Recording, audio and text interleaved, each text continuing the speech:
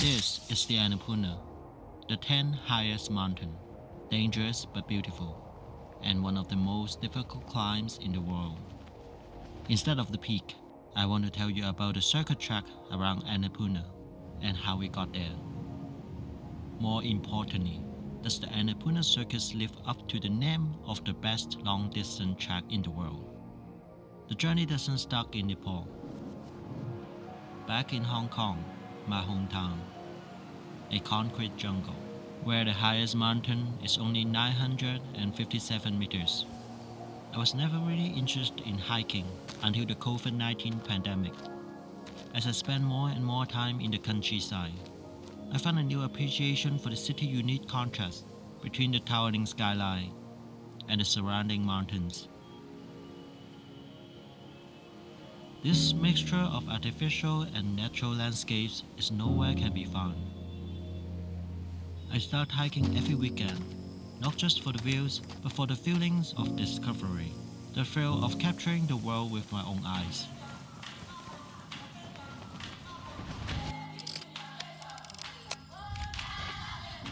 Those experiences eventually brought me to Nepal, the home of the eight, the world's 14 peaks over 8,000 meters. This wonderful yet deadly landscape has long been one of the photographer's dreams.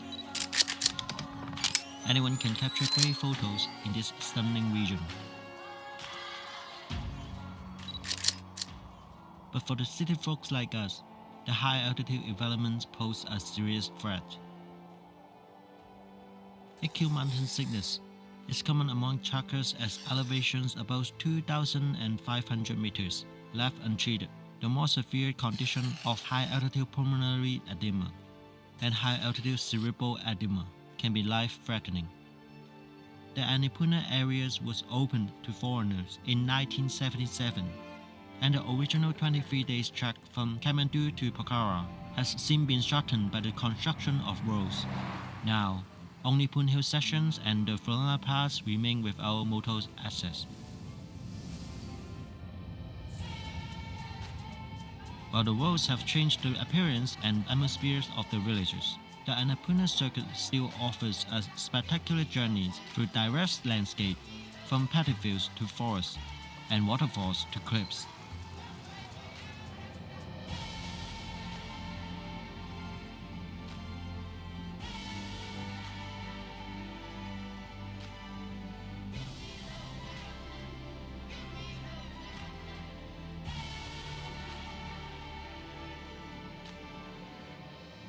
The complete track is 230 kilometers long, takes around 15 to 20 days, with a stopover in Pokhara before returning to Kathmandu. Most trackers hike the Annapurna circuit's anti-clockwise. This allows for gradual altitude gains and make crossing the Florana Pass safer and easier. Given that some of the teammates were new to high altitude environments and our limited vacation in Hong Kong, we decided to start the hike from Chame, make side trips to Kichi Ice Lake and Tilicho Lake, and then cross the Florana Pass, a total of 11 days, around 110 kilometers long.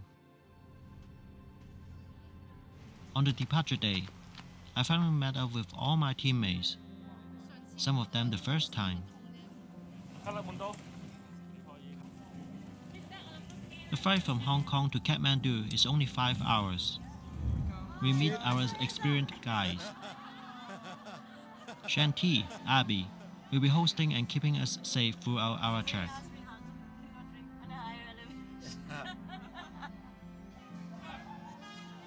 After a few days in the city, we then drive from Kathmandu to Chame, our starting point at 2,610 meters. The journey through the mountain range is simply spectacular.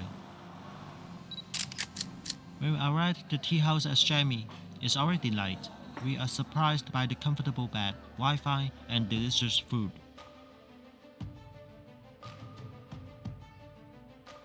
After breakfast, we start our first day journey, passing by the local houses and walking upon all other trackers. Explore and experience this unfamiliar place.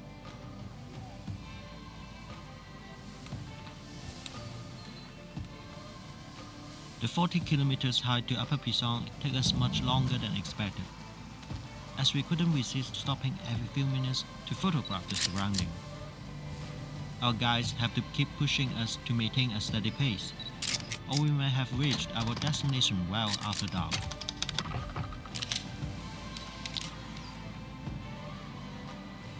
Even with the preventive medication we took every day, some of the teammates begin to experience the effects of high altitude sickness, such as diarrhea, stomach issue, and headache.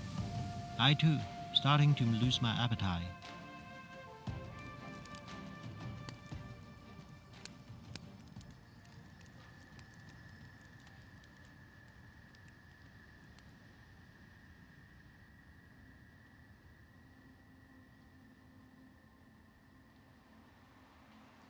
The second day's hike is less than 15 kilometers, but it is even more challenging for me.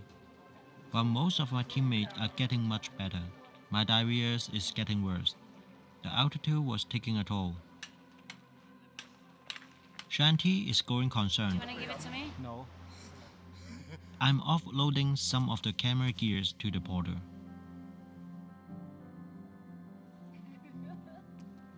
Despite the body condition, I push on.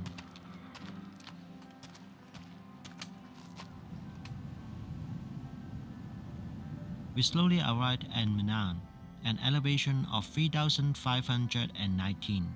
This is the biggest town before we carry on to the Fulana Pass. The trail from Manang to Muktinath has been used by the locals for hundreds of years to transport huge herds of sheep and yak in and out of Manang. This day, Manang served as a crucial acclimatization point before going to higher altitudes. Since the area was open to outsiders in the late 1970s, many local households have switched from traditional agriculture to operating tea houses and hotels. The shift from agriculture to hospitality has been a significant change for the people of Manang. As more and more trekkers discover the beauty of the Annapurna circus, the local economy adapts to meet the growing demand of accommodation and amenity. As we are exploring Manang, we can see the blend of old and new. The town has a vibrant, yet serene atmosphere, with truckers mingling with the local community. Manang has found a way to balance progress and tradition, ensuring that the unique cultural heritage of the region remain intact. After a restful day in Manang, we're ready for the next adventure. Ice Lake Trek begins from the village of Barga at around 4,620 meters. The next are nestled between two massive circles, separated by the ridges descending from Chulu East. Several unnamed peaks are reaching over 5,000 meters that can be climbed without an extra permit. Tomorrow, so we start at 6:30. And the minute you feel something, don't hide it, right? The place isn't important, your health comes first. Be honest, tell us straight away. Gonna be cold and we'll be sleeping in a tent. So anything that makes you warmer, bring it with you. Tomorrow is a big climb. Therefore, 1,000 meters is not a joke. Alright?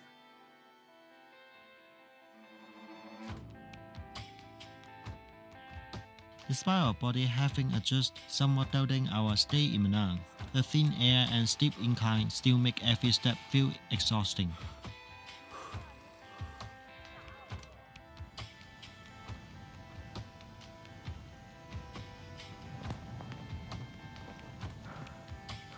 After several hours of steady climbing, we reach the edge of the ice lake finally.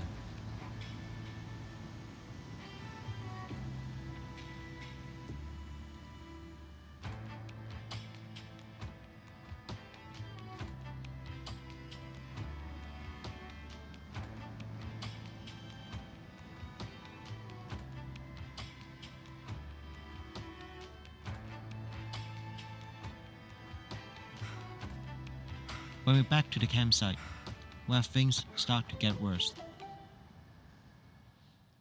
First up, thanks for making this far, like, actually thanks.